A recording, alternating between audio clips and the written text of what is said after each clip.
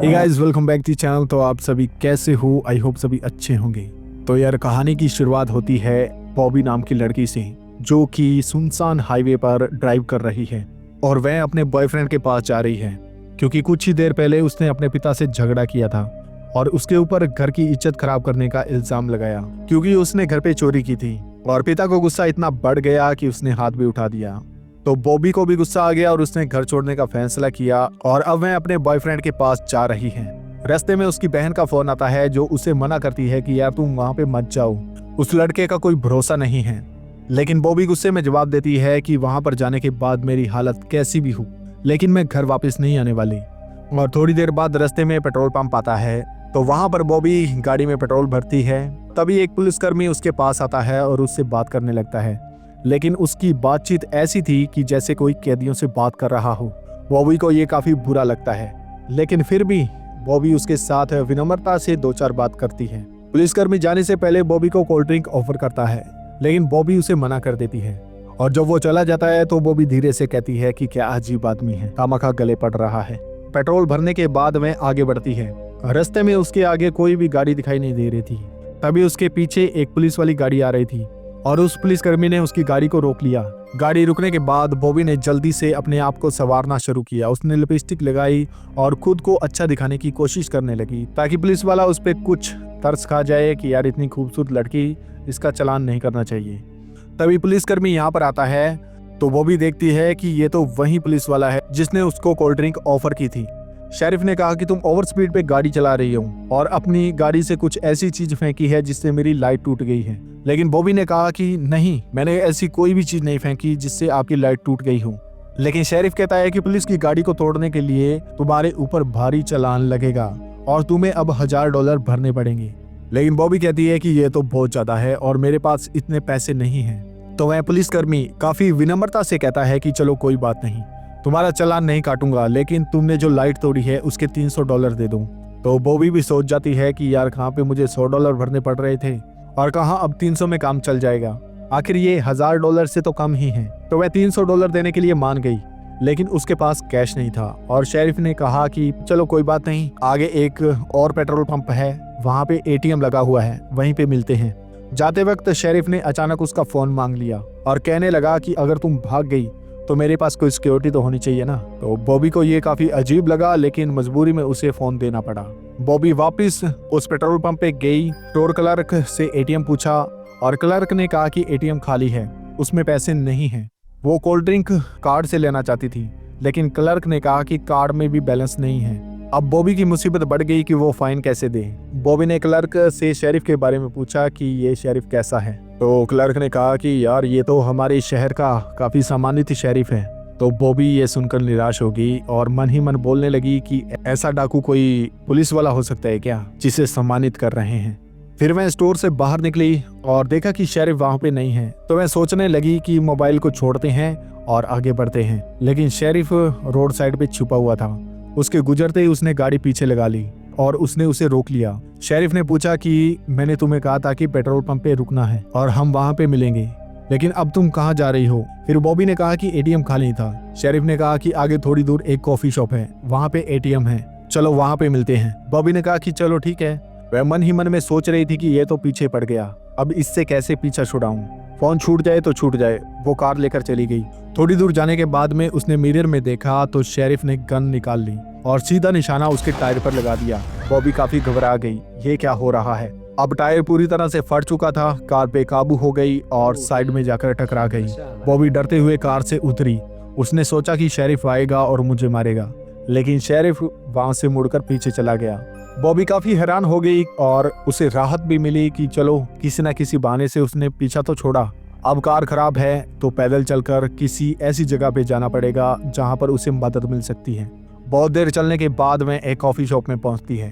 अंदर जाते ही एक टेबल पर कुछ पैसे पड़े थे, लेकिन उस पर ध्यान किसी का नहीं था। तो बॉबी ने वो पैसे चुपके से चुरा लिए और फिर पब्लिक फोन में जाकर अपने बॉयफ्रेंड से कॉल करने लगी और उसे मदद की गुहार लगाने लगी। लेकिन बॉयफ्रेंड ने उसकी एक भी नहीं सुनी, उल्टा उस पर गुस्सा किया कि इतनी कॉल क्यों कर रही हो। आखिर में किसी आदमी ने फोन उठाया। बॉबी समझाना चाहती थी, लेकिन वो गुस्से में था। वह बॉबी की बात बिल्कुल नहीं सुन रहा था।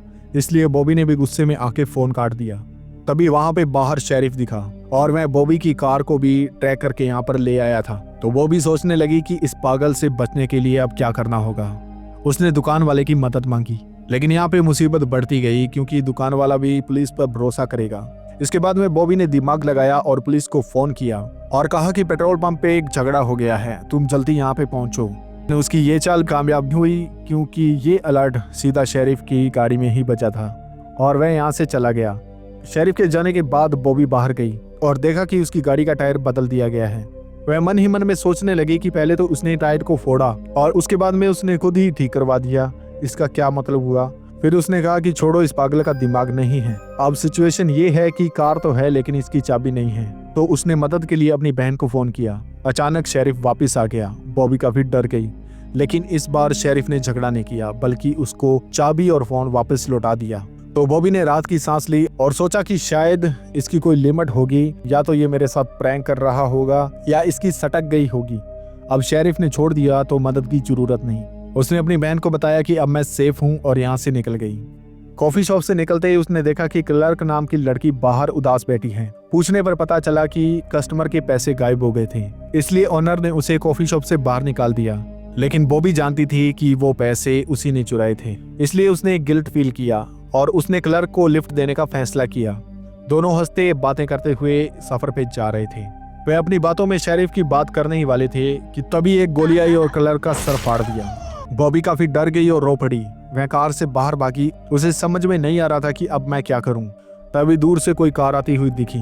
लग रहा था कि वही शेरिफ है। उसने जल्दी अपनी कार को स्टार्ट किया और यहाँ से भागी। जल्द ही शेरिफ की कार उसके पीछे लग गई और इससे पता चलता है कि शेरिफ एक सीरियल किलर है। शुरू में बहुत तेज पीछा किया। उसने कार को धक्के मारे और फिर थोड़ा दूर रहकर उसे फॉलो किया।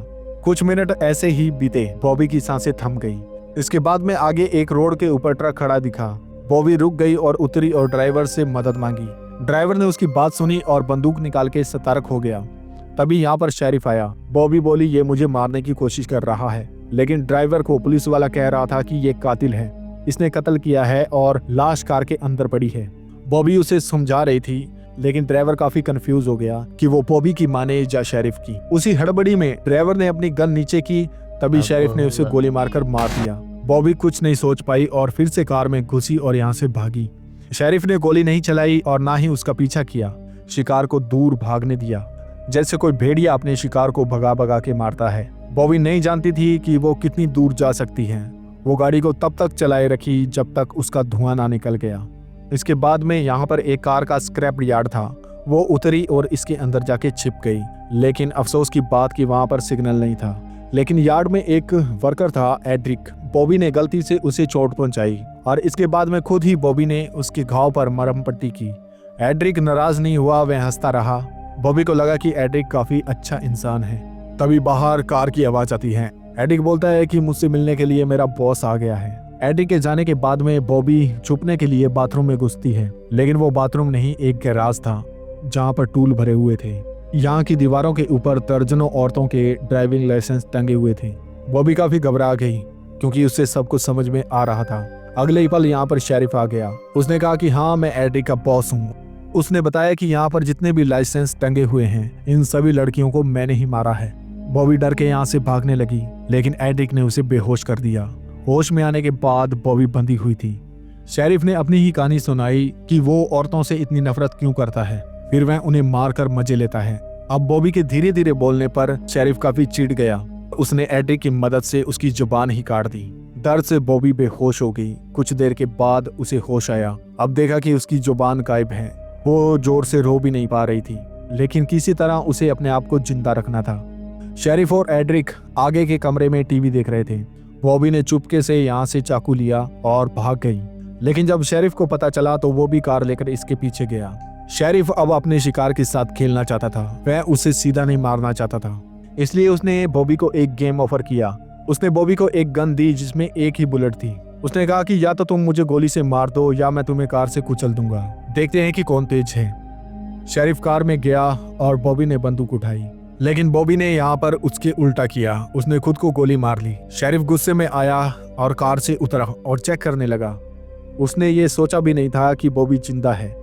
वो सिर्फ नाटक कर रही है क्योंकि इसने गोली सर में नहीं बल्कि थोड़ी दूर चला दी थी और वो खून अपने मुंह से निकाला था। शेरिफ का जैसे ही ध्यान भटका तो बॉबी ने चाकू से उसके ऊपर हमला किया जिससे शेरिफ घायल हो गया। इसके बाद बॉबी कार में गई और उसे स्टार्ट किया। जाते वक्त उसने सोचा कि ऐसे पागल को जिंदा नहीं छोड़ना चाहिए। बॉबी ने वैसा ही गेम उसके साथ खेला। बॉबी ने शेरिफ को बंदूक थमा दी और कहा कि देखते हैं कौन तेज है। फिर उसने अपनी गाड़ी घुमाई।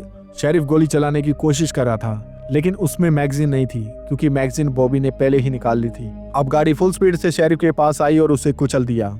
इस तरह उस पागल की मृत्यु हो गई।